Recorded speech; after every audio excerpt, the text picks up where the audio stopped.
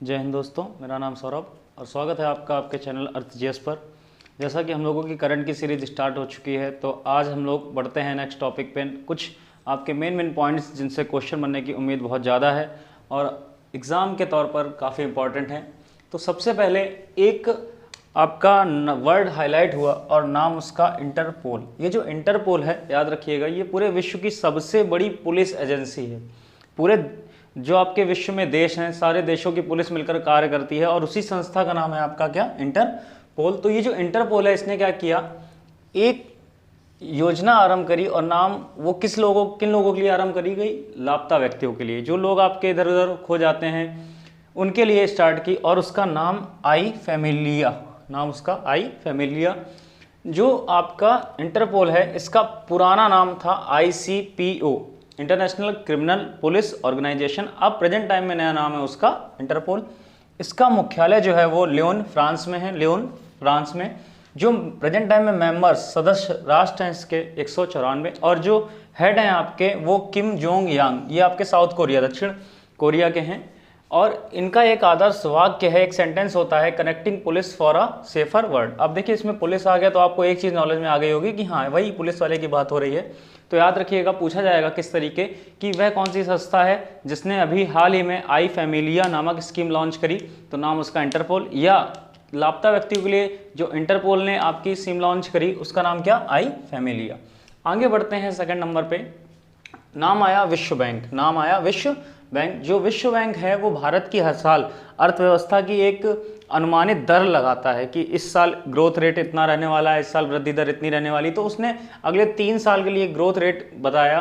तो आपसे पूछा जा सकता है, जो विश्व बैंक है उन्होंने 2021 के लिए भारत की ग्रोथ रेट या अर्थव्यवस्था में वृद्धि की दर का अंदाजा कितना, अनुमान कितना लगाया, तो 8.3%।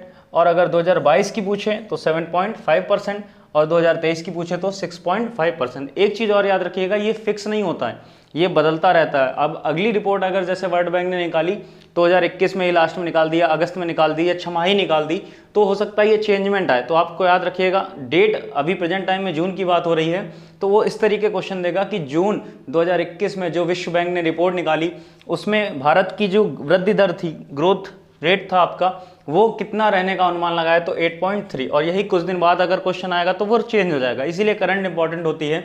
फिर नेक्स्ट एक न्यूज़ आई RBI। RBI ने क्या किया, एक नाम चंद्रशेखर घोष, नाम उनका चंद्रशेखर घोष, इनको 3 साल की अवधि के लिए MD और CEO पुनः बना दिया, पुनः नियुक्त कर दिया। मतलब पहले भी थे, उनका कार्यकाल बढ़ा दिया गया। और ये जो बनाए गए हैं, ये आपके किस बैंक के बनाए गए हैं, बंधन बैंक के। ठीक, किसके आपके CEO बनाए गए हैं, बंधन बैंक के। अगर बंधन बैंक की बात करें तो इसका मुख्यालय प्रेजेंट टाइम में आपका कहाँ पर है, कोलकाता, पश्चिम बंगाल में। स्थापना हुई थी इसकी 2001 में, लेकिन याद रखिएगा, इसको बैंक का जो दर्जा मिला था वो कब मिला था, 2015 में।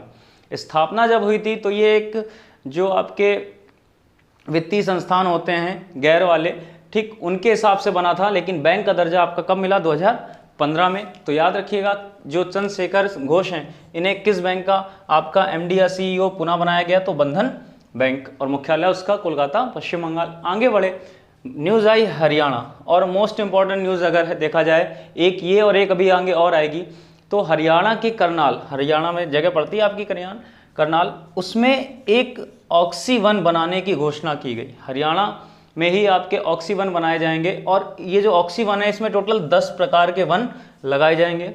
इसी के अंतर्गत ये जो वन है आपका ऑक्सी-1, टोटल इसके साथ 4 अन्य चीज़ें, अन्य घोषणाएं भी की गई, और 4 अलग अलग स्कीम के बारे में बताया गया। पहली जो है आपकी, नाम उसका प्राणवायु देवता पेंशन योजना। स्कीम का नाम आपका कौन सा, प्राणवायु देवता पेंशन योजना, हरियाणा से ही रिलेटेड है, कल ही स्टार्ट हुई। इसमें क्या किया जाएगा, 75 वर्ष से ऊपर के वृक्ष, मतलब वो पेड़ों की बात हो रही है जिनकी एज आपकी 75 साल से ज़्यादा है, मतलब 75 साल से ज़्यादा वो प्रकृति में हैं और हम लोगों को कहीं ना कहीं से आपका प्रॉफिट दे रहे हैं, ऑक्सीजन दे रहे हैं, हर एक चीज़ प्रोवाइड करा रहे हैं। तो उन वृक्षों के लिए स्टार्ट की गई, और उन वृक्षों की जो भी लोग सेवा करेंगे, केयरिंग करेंगे, उनकी देखरेख करेंगे, तो उनको पेंशन दी जाएगी 2500 रुपये। उनको पेंशन प्रदान की जाएगी, कितनी, 2500 रुपए। और ये जो 2500 रुपये ये साल दर साल हर साल बढ़ेगा, मतलब स्टार्टिंग करी गई है अभी आपकी 2500 से, इसके बाद और बढ़ेगा, कुछ राशि इसमें इंक्रीज कर दी जाएगी हर साल।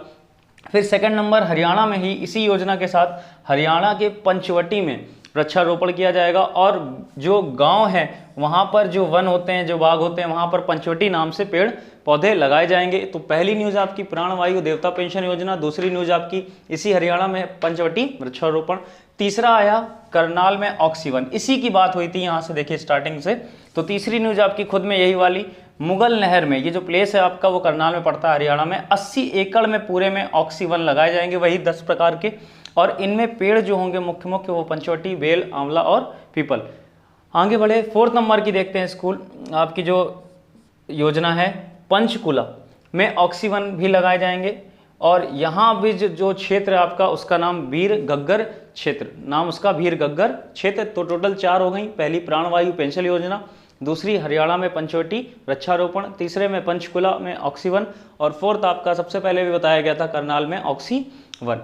फिर एक और न्यूज आई, इंडियन आर्मी की बात हो रही है, नौसेना की बात हो रही है, दोनों ने क्या किया, 3 आपके हेलीकॉप्टर, नाम उनका ALH MK3, और ये जो आपके हेलीकॉप्टर है ये लाइट वेट होते हैं, हल्के हेलीकॉप्टर होते हैं, जैसे आपका निगरानी रखनी है या कहीं सामान इधर उधर से पहुंचाना है तो उनमें यूज होते हैं, और ये इंडिया में ही बने हुए हैं। सबसे बड़ी बात ये इंडिया के आपके खुद के हैं, मेड बाई किसके द्वारा बनाए गए हैं, HAL, हिंदुस्तान एरोनॉटिक्स लिमिटेड। और ये जो HAL है इसका जो स्थापना हुई थी वो हुई थी 1940 में, तब नाम था इसका हिंदुस्तान एयरक्राफ्ट, और 1964 में नाम बदल के रख दिया गया क्या आपका, हिंदुस्तान एरोनॉटिक्स लिमिटेड। स्थापना 1940 और नाम बदल दिया गया कब आपका, 1964 में।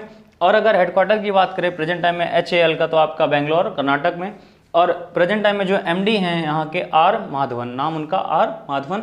तो वो इस तरीके पूछेगा कि जो ALH हैं MK3 ये आपके क्या हैं, तो आपके हेलीकॉप्टर हैं, या कितने शामिल किए गए, टोटल कितने, 3। आगे बढ़ते हैं, न्यूज़ आई अनूप चंद्र पांडे, ये जो आपके श्री अनूप चंद्र पांडे हैं इनको बनाया गया चुनाव आयुक्त। क्या बनाया गया, चुनाव आयुक्त। और ये जो आपका जैसे चुनाव आयोग होता है इसकी स्थापना हुई थी 25 जनवरी 1950, 25 जनवरी 1950, और मुख्यालय की बात करें तो आपका नई दिल्ली में है। एक चीज़ याद रखिएगा, वर्तमान में प्रेजेंट टाइम में आपके जो इलेक्शन कमीशन होता है, चुनाव आयुक्त होते हैं, वो टोटल 3 होते हैं। वो टोटल कितने होते हैं, 3, और इनमें से एक आपका मुख्य चुनाव आयुक्त होता है, मेन आपका, 2 अन्य होते हैं अदर, केवल चुनाव आयुक्त, मतलब एक मुख्य चुनाव आयुक्त और 2 चुनाव आयुक्त केवल। तो ये जो आपके बनाए गए हैं अनूप चंद्र पांडे, ये चुनाव आयुक्त बनाए गए हैं, मतलब ये इन 2 में, मेन वाले में नहीं बनाए गए हैं। अगर प्रेजेंट टाइम में अब तीनों की बात करें तो सबसे जो मेन है आपके चीफ जो है, मेन होते हैं चीफ इलेक्शन कमिश्नर, उनका नाम सुशील चंद्रा, और 2 जो अन्य हैं नाम उनका राजीव कुमार, और दूसरे जो बने अनूप चंद्र पांडे। एक चीज़ और यहाँ पे थोड़ा नोटिस करने वाली है कि जो अनूप चंद्र पांडे हैं ये किसके स्थान पर बने, तो ये किसके स्थान पर बने, सुनील अरोड़ा। लेकिन ये जो सुनील अरोड़ा हैं इन्होंने अप्रैल में अपना पद, इनका कार्यकाल मुक्त हो गया था, ठीक, तो इनकी जगह तो बन गए थे आपके कौन, सुशील चंद्रा। तो जब सुशील चंद्रा बने तो इनका एक पद यहाँ पर चुनाव आयुक्त का खाली हो गया था, तो उसी जगह आपके कौन अपॉइंट हुए, अनूप चंद्र पांडे। तो सीधी सीधी बात, सीधा सीधा क्वेश्चन कि जो हाल ही में आपके नए चुनाव आयुक्त बने हैं नाम उनका क्या, अनूप चंद्र पांडे। और संरचना जरूर याद रखिएगा, और ये पॉलिटी में बहुत अच्छे से पढ़ाया जाएगा सब, इलेक्शन कमीशन, चुनाव आयोग, हर एक चीज़, आर्टिकल 324, हर एक चीज़ के बारे में बताया जाएगा। लेकिन अभी करंट पढ़ रहे हैं तो करंट हम लोग थोड़ा सा ज़्यादा डीप नहीं जा रहे हैं, क्योंकि थोड़ी सी चीज़ें अभी नई हैं, धीरे धीरे ठीक होगा तो और बेहतर किया जाएगा। तो भैया आंसर कितना इसका, 3, और जो नए बनाए गए अनूप चंद्र पांडे। आगे बढ़ते हैं, 9 जून की बात हो रही है, 2021 में आपका एक दिवस मनाया जाता है, विश्व प्रत्यायन दिवस, नाम उसका विश्व प्रत्यायन दिवस, वर्ल्ड एक्रीडिटेशन डे। और थीम याद रखिएगा, supporting the implementation of the SDG। SDG के भी बारे में हम लोग बात करेंगे। इन्वायरमेंट में प्रेजेंट टाइम में वर्ड में ये बहुत वर्ड आता है, सतत विकास लक्ष्य आपके, सस्टेनेबल डेवलपमेंट गोल्स, ठीक, तो इनके बारे में एक अलग से टॉपिक बना के आपको दिया जाएगा, और वो काफ़ी इंपॉर्टेंट होगा। जैसे आप कभी रिटन एग्जाम कोई देंगे, PSU दे रहे हैं या किसी में एसए में दे रहे हैं, तो वहाँ पे आपके लिए बहुत प्रॉफिट होगा, वहाँ पे आप इसके बारे में लिखेंगे तो एक अलग इम्पैक्ट पड़ता है। तो दिवस याद रखिएगा, विश्व प्रत्यायन दिवस 9 जून। अब जो मोस्ट इंपॉर्टेंट दूसरी न्यूज, एक तो ये हरियाणा वाली और दूसरी आपकी असम वाली। ये जो असम की न्यूज आई, इसमें क्या हुआ, असम ने एक प्राइज, एक पुरस्कार का आरंभ किया। लेकिन याद रखिएगा ये जो आपका असम रत्न है, ये पुरस्कार असम स्टेट वाला, ठीक, ये पहले भी था, असम रत्न पुरस्कार आपका पहले भी था, लेकिन उसी में आपकी कुछ चीजें ऐड कर दी गई कि 2021 से असम विभूषण भी दिया जाएगा, असम भूषण भी दिया जाएगा और असम श्री भी दिया जाएगा। 3 पुरस्कार इसी में ऐड कर दिए गए असम रत्न के साथ ही। तो पहला आपका असम विभूषण ऐड किया गया, दूसरा असम भूषण और तीसरा असम श्री। जो आपका असम विभूषण है ये टोटल कितने लोगों को दिया जाएगा, 3 लोगों को। जो आपका असम भूषण है वो टोटल 5 लोगों को, और जो असम श्री है वो टोटल कितने लोगों को, 10 लोगों को। इससे पहले जो असम रत्न दिया जाता था वो केवल कितने लोगों को दिया जाता था, 1 लोगों को। जब इसकी स्थापना हुई थी असम रत्न की 2009 में, तो इसको प्रत्येक 3 वर्षों में दिया जाता था। कितने में, 3 वर्षों में। और अब तक 3 ही लोगों को मिला है। जो पहले थे आपके, उनका नाम हम लोग एक बार टॉपिक ब्रह्मपुत्र में पढ़ चुके हैं, उनके नाम पर एक ब्रिज था, डॉक्टर भूपेन हजारिका, डॉक्टर भूपेन हजारिका। तो अब तक टोटल 3 लोगों को मिला है असम रत्न पुरस्कार, और 3 साल के ही गैप में मिलता था, लिख दे रहा हूं यहाँ पे, 3 साल के गैप में ही मिलता था। लेकिन 2021 से जब ये घोषणा करी गई इनकी कि 3 असम विभूषण भी दिए जाएंगे, 5 असम भूषण भी दिए जाएंगे और इसी के साथ 10 असम श्री भी दिए जाएंगे, तो अब इसको ईयरली प्रोवाइड कराने का आपका प्राइज प्रदान किया जाएगा। मतलब अब जो है असम रत्न पुरस्कार हर साल आपको किसी ना किसी को दिए जाएंगे। और जिनको भी असम रत्न पुरस्कार मिलता है तो उनके लिए कई सारी सुविधाएं मिलती हैं, जैसे आपकी कोई बीमारी हो गई तो फ्री में इलाज, उनको रहने की सुविधा मिलती है पूरे असम राज्य में। तो ये सब चीज़ें उस पुरस्कार के अंतर्गत शामिल हैं। तो फिलहाल अभी जो असम रत्न में अन्य पुरस्कार शामिल किए गए, असम विभूषण, असम भूषण और असम श्री, संख्या याद रखिएगा 3, 5 और 10। और जो प्राइज मनी है ये लिखा आपका नीचे, तो जो असम रत्न में पहला था असम रत्न, उसको मिलते हैं 5 लाख रुपए।